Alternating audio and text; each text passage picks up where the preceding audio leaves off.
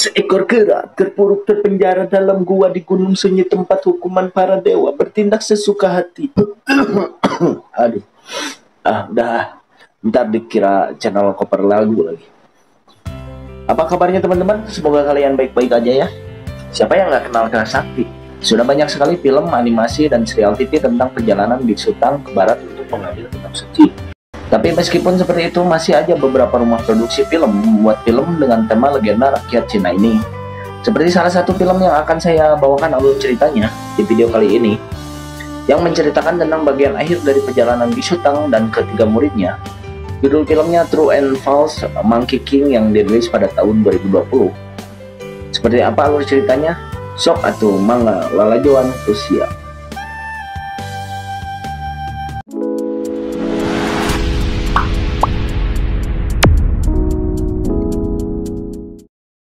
Prolog dulu bentar ya. Di film ini diceritakan misi dari perjalanan biksu Tang bukan hanya untuk mencari kitab suci, tapi juga untuk membawa tongkat suci ke sebuah tempat bernama Gunung Nasar. Ketika tongkat suci berhasil diantarkan ke tempat tersebut, maka semua siluman yang ada di dunia akan lenyap menjadi debu dan mengakhiri perang antar tiga alam yang tak kunjung berhenti selama berabad-abad.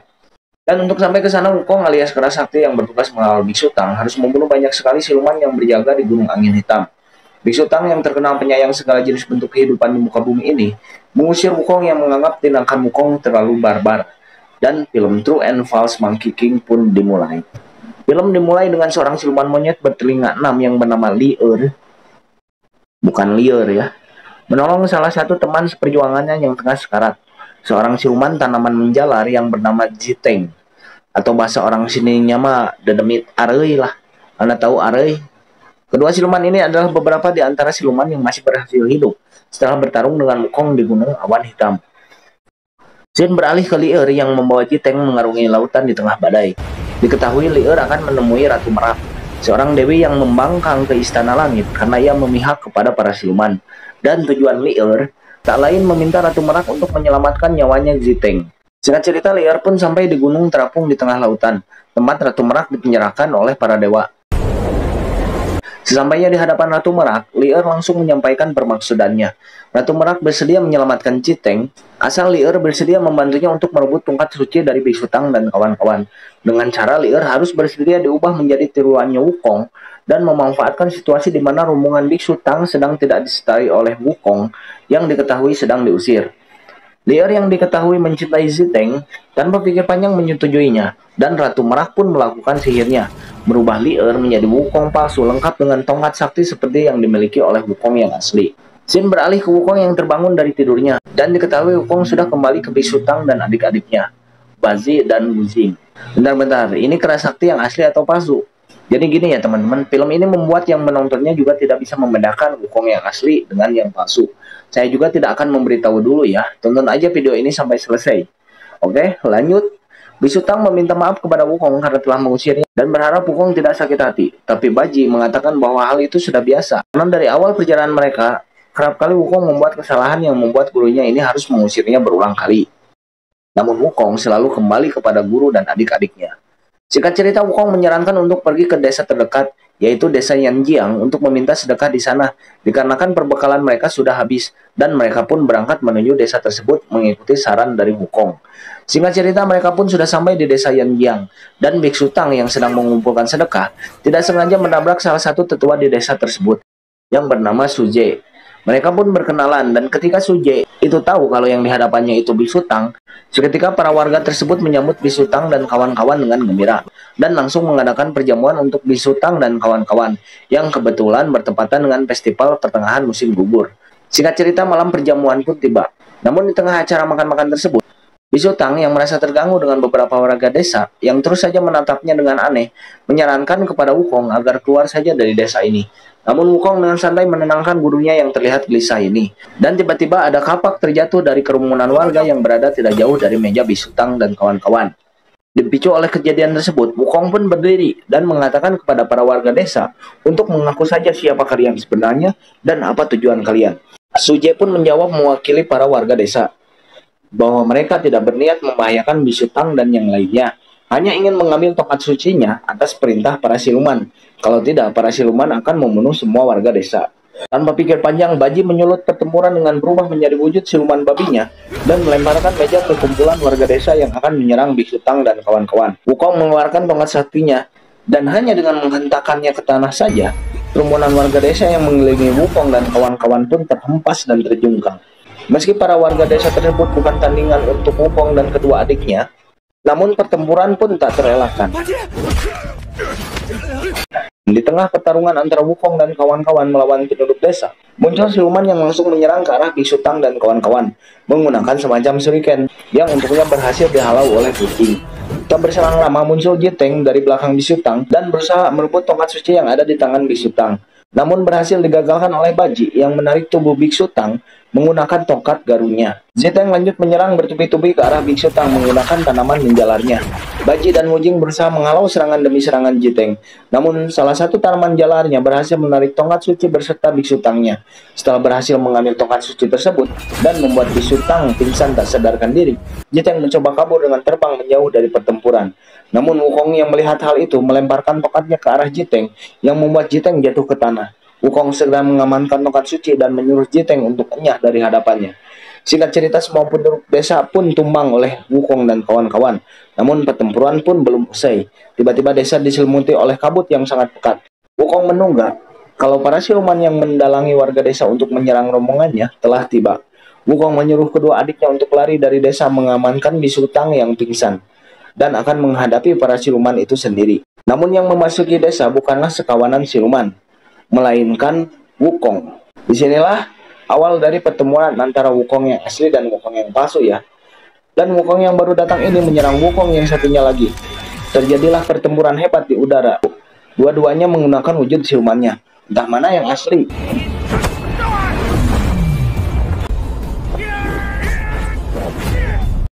Hingga salah satu harus terluka dan jatuh dari langit. Scene beralih ke sebuah mimpi tentang pertemuan Wukong dan Li'er yang pertama kali pada pertempuran di Gunung Angin Hitam. Dan mimpi ini juga tidak bisa menjelaskan mana yang asli dan mana yang palsu. Scene beralih ke Wukong yang terbangun dari mimpi tersebut. Di sini belum dijelaskan ya apakah ini Wukong yang asli atau tidaknya. Yang jelas Wukong yang ini yang terluka pada pertempuran Wukong versus Wukong yang tadi. Diketahui Wukong terbangun di sebuah klinik siluman. Wukong yang mencari jalan keluar dari sana malah terlibat perkelahian dengan Jiteng dan para siluman lainnya yang berada di klinik tersebut. Namun Wukong yang sedang terluka dihajar habis-habisan oleh para siluman yang ada di sana. Namun tak lama datang seorang tabib siluman yang mana berperan sebagai pimpinan di sana. Menghentikan para siluman yang sedang memukuli Wukong, ia menanyakan keadaan Wukong dengan memanggilnya Li'er. Seketika Jiteng dan siluman lainnya terkejut dan kebingungan. Tabib tersebut membawa Wukong ke ruangan lain untuk berbicara. Namun Wukong tetap bersikukuh bahwa dia bukan Li'er. Pada percakapan ini tabib menanyakan kepada Wukong, apakah dia tega jika semua siluman akan lenyap, semisalnya tongkat suci nantinya sampai ke Gunung Nasar. Wukong yang tidak memperdulikan pertanyaan tabib tersebut berlalu pergi untuk mencari guru berserta adik-adiknya. Sampai sini teman-teman bisa menebak tidak? Apakah Wukong yang ini asli apa palsu? Lanjut, Wukong yang masih terluka ini pun keluar dari klinik tersebut. Singkat cerita, ia sudah berada di sebuah hutan. Namun tiba-tiba ia diserang oleh siluman yang menggunakan shuriken sebagai senjatanya. Wukong yang terluka terlihat kewalahan meladeninya. Namun sesaat sebelum Wukong akan dihabisi, datang Jiteng yang menolongnya dan terjadilah pertempuran antara Jiteng melawan siluman shuriken, yang mana adalah kakak seperguruannya. Singkat cerita, Jiteng berhasil melumpuhkan siluman tersebut, menggunakan tanaman menjalarnya dan membawa Wukong pergi dari sana. Scene beralih ke Wukong dengan keadaan terikat berada di sebuah penginapan bersama Jiteng. Jiteng yang mempercayai bahwa Wukong yang ini adalah Li'er, mulai mengajaknya bercakap-cakap. Namun Wukong tetap menyangkalnya dan mengatakan bahwasanya ia benar-benar Wukong si keras sakti. Dan lewat percakapan di scene ini, Wukong dan Jiteng membuat sebuah kesepakatan. Jiteng akan membantu Wukong menuju ke sebuah tempat yang bernama Tanah Persegi. Tempat di mana Wukong bisa memulihkan kekuatannya dengan menggunakan api suci. Sebagai balasannya, Wukong berjanji tidak akan melukai Wukong yang bersama Biksu Tang dan kawan-kawan, dan akan menyerahkannya kepada Jiteng seandainya benar kalau Wukong yang bersama Biksu Tang adalah Li'er. Pusing kan? Iya, saya juga sama pas nonton filmnya pertama kali. Oke lah, lanjut. Scene beralih ke Suje yang sedang meminta maaf dikarenakan gagal melaksanakan tugasnya kepada tabib di klinik siluman. Diketahui bahwa tabib ini dalang dari penyerangan Biksu Tang dan kawan-kawan di desa Yanjing. Tabib tersebut adalah siluman singa unta. Singa tapi onta, bingung kan? Ya sama lah. Dan ternyata Suje dan penduduk desa tersebut adalah bandit kaki tangannya siluman singa unta ini. Suje yang dimaafkan pun pamit pergi. Namun baru saja ia membalikan badannya, ia dihabisi oleh siluman Shuriken. Dan siluman singa unta menyuruh siluman Shuriken untuk menghabisi semua bandit anak buahnya Suje. Shin beralih ke Istana Langit. Terlihat Yan Jian menerima perintah dari dewa yang lain. Dikarenakan Istana Langit mulai khawatir akan rencana dari para siluman, maka Yan Jian harus turun dan mencari Wukong yang palsu untuk ditangkap dan dibawa ke Istana Langit. Lewat titah dewa ini, kita juga bisa tahu kalau Wukong yang asli dan yang palsu tidak bisa dibedakan baik itu oleh para dewa, bahkan Buddha sekalipun. Shin beralih ke si tabib singa unta yang mendapati kliniknya hancur porak-poranda. Dan semua siluman yang ada di sana, termasuk murid tertuanya yaitu si siluman Shuriken, dalam keadaan yang terluka. Tempat tersebut pun ada Yan Jian yang menunggu kedatangan tabib singa unta ini. Yan Jian langsung mengintimidasi tabib tersebut untuk mengatakan di mana Li Er berada. Namun tabib tersebut tidak buka mulut sedikit pun, yang menyebabkan murid tertuanya beserta siluman yang lainnya yang ada di sana dihabisi oleh Yan Jian dan hanya menyisakan tabib singa unta itu sendiri. Shin beralih ke Wukong dan Ziteng yang sudah sampai di sebuah perkampungan yang bisa terbilang cukup kumuh. Di sini mereka menemui seorang pandai besi yang menjaga portal menuju ke tanah persegi yang berada di dimensi lain. Setelah memberikan kata sandinya ke pandai besi tersebut, Wukong dan Ziteng dipersilakan masuk ke dalam. Dan di dalam dimensi lain yang dimasuki oleh Wukong dan Ziteng, ada seorang pandai besi sakti yang bertugas menjaga kuali api suci. Setelah Wukong mengutarakan niatnya kepada pandai besi tersebut, kuali raksasa tempat api suci berada pun dikeluarkan dari langit oleh pandai besi tersebut. Tanpa pikir panjang, Wukong memasuki kuali api tersebut untuk menempa badan emasnya demi mengembalikan kekuatannya seperti semula. Proses pembakaran pun dimulai. Terlihat Wukong sangat kesakitan menahan panasnya api suci tersebut. Singkat cerita, kuali api suci tersebut meledak dengan hebatnya dengan Wukong yang masih di dalamnya. Pandai besi sakti pun beranggapan kalau proses penempaannya gagal. Namun tak berselang lama, terlihat Wukong yang berdiri di atas puing-puing kuali api suci yang sudah hancur. Wukong telah mendapatkan kekuatannya kembali, dan ia langsung melesat terbang meninggalkan Ziteng untuk mencari Wukong yang satunya lagi yang bersama Biksu Tang dan kawan-kawan. Shin beralih ke Wukong yang bersama Biksu Tang dan kawan-kawan sedang buang air kecil. Dan tiba-tiba Wukong yang ini diserang dari belakang oleh Wukong yang baru saja mendapatkan kekuatannya kembali. Saat pertarungan akan dimulai, datang Biksu Tang yang merelai perkelahian mereka dengan cara membacakan mantra yang terhubung dengan cincin pengikat kepala di kepala Wukong, yang mana akan melumpuhkan Wukong jika dibacakan. Namun kedua Wukong tersebut pun terlihat kesakitan. Biksu Tang dan adik-adiknya semakin kebingungan membedakan mana yang asli dan mana yang palsu, karena kedua-duanya pun bereaksi ketika dibacakan mantra tersebut. Namun tiba-tiba datang Ziteng yang mengganggu konsentrasi Biksu Tang yang sedang merapalkan mantra. Ziteng tiba-tiba memeluk salah satu Wukong dan berbicara padanya, seolah yakin yang dipeluknya adalah Li Er. Namun Wukong yang dipeluk oleh Ziteng malah mencekik Ziteng dan melemparkannya ke arah Wukong yang satunya lagi. Wukong yang satunya lagi langsung menangkap Ziteng dan terlihat kesal dengan perbuatan Wukong yang melukai Ziteng. Sudah bisa menebak belum mana yang asli, mana yang palsu? Tunggu dulu, jangan terburu-buru. Karena diketahui Wukong yang menangkap Ziteng adalah Wukong yang dibantu oleh Ziteng sampai kekuatannya kembali pulih. Jadi sedikit wajar bila mana Wukong yang ini peduli dengan orang yang membantunya. Bukan berarti dia itu adalah Li Er. Bingung kan? Sama. Untuk membuktikan mana yang asli dan mana yang palsu, Biksu Tang mengajak kedua Wukong tersebut, Ziteng, Bazi, dan Wujing, untuk pergi ke gunung Ketigarba untuk mencari jawabannya.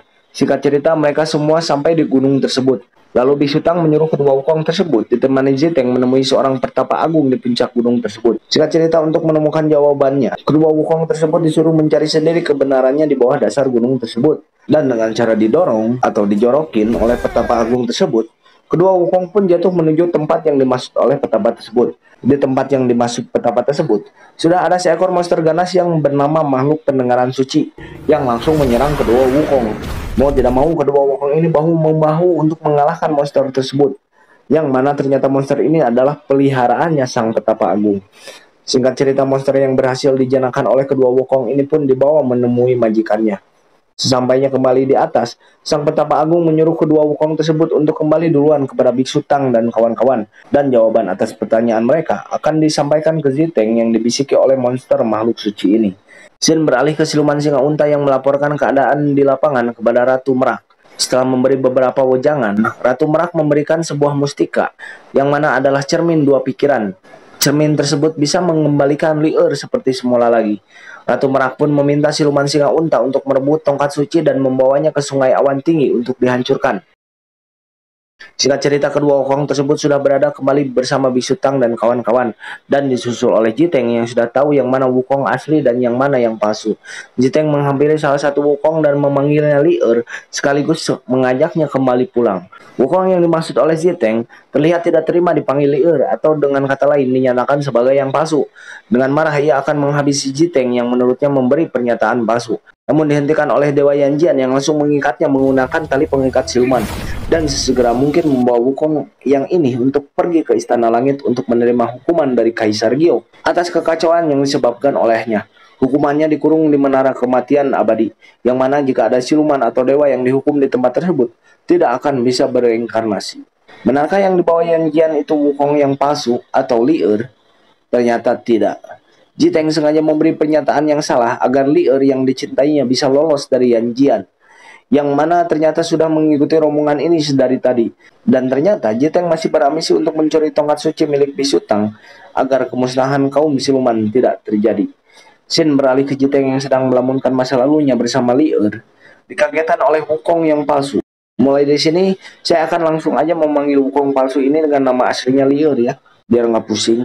Mereka pun bercakap-cakap. Jiteng menceritakan bahwasanya dulunya ketika Li'er masih menjadi batu, dia adalah tanaman menjalar yang merambat di batu tersebut. Jiteng pun memberitahu perasaan yang sebenarnya terhadap Li'er ke wukong palsu yang mana adalah Li'er. Seketika Li'er terlihat baper dan salting. Untuk mencairkan suasana, Li'er mengajak Jiteng ke dalam bergabung bersama Biksu Tang dan yang lainnya. Di dalam, Jiteng mengajak semua orang yang di sana untuk meminum arak. Biksu Tang memberikan kelonggaran kepada ketiga muridnya untuk kali ini saja, dan membiarkan mereka untuk minum-minum bersama Jiteng. Singkat cerita, malam pun semakin larut dan satu persatu dari mereka pun mulai terlihat tertidur. Di pagi hari semua dihebohkan oleh tongkat suci yang menghilang berikut Jiteng yang juga tidak ada di tempat. Diketahui tongkat tersebut dibawa kabur oleh Jiteng ketika semua orang tertidur pulas dikarenakan arak yang ia bagikan sebelumnya. Diketahui Jiteng akan membawa tongkat suci tersebut untuk dihancurkan di Sungai Awan Tinggi agar tidak terjadi malapetaka untuk kaum siluman. Tanpa menunggu lagi, Li'er pun langsung pergi untuk mencari Jiteng. Shin beralih ke Li'er yang menghadang kepergian Jiteng. Saya jelaskan dulu sedikit ya, biar nggak bingung ya. Si Ratu Merak kepada Li'er bukan hanya merubahnya menjadi tiruan wukong, tapi juga membuat ingatannya kacau dan berpikir bahwa dirinya adalah benar-benar wukong yang asli. Maka dari itu, alih-alih menjalankan misi dari Ratu Merak untuk mencuri tongkat suci, Li'er malah membantu Biksu Tang dan kawan-kawan.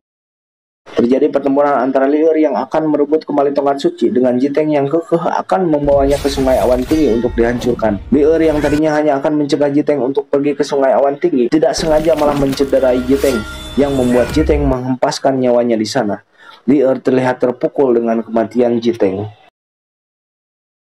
Sementara itu di lain tempat, Biksu Tang dan kawan-kawan sedang diserang oleh siluman singa unta. Baji dan Wujing terlihat kewalahan menghadapi siluman singa unta yang berhasil memojokkan mereka.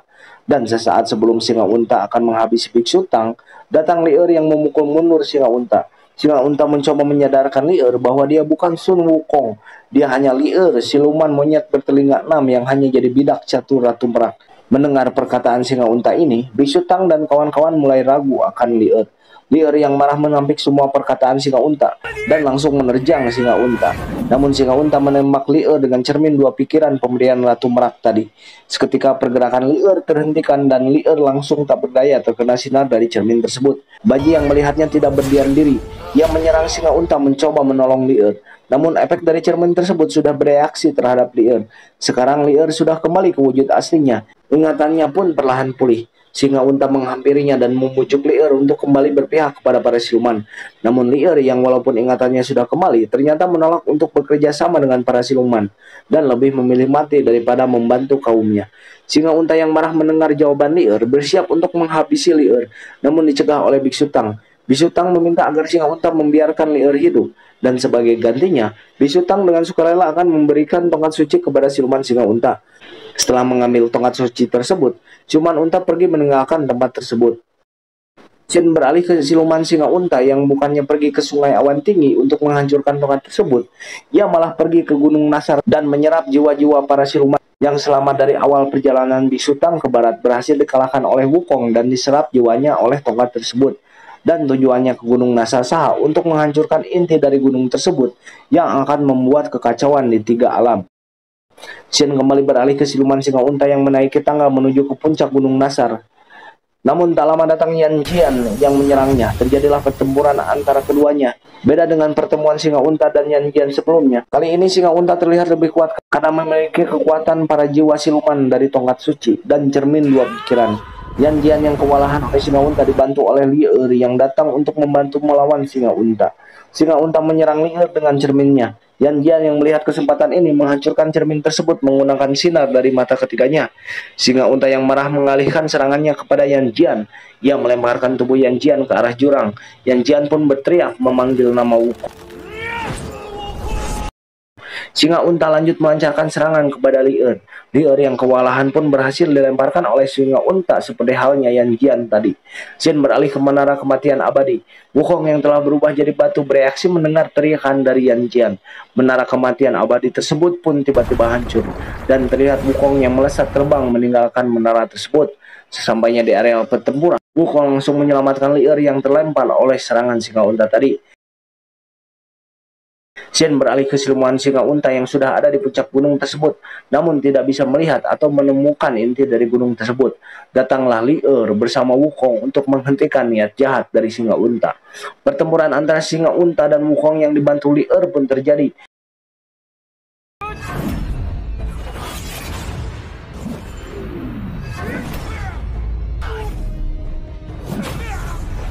Kali ini keadaan berbalik, singa unta terlihat terdesak. Ia pun berubah menjadi raksasa wujud siluman terakhirnya. Namun meski seperti itu, Wukong dan Li Er dengan bahu-membahu bisa mengalahkan siluman singa unta itu.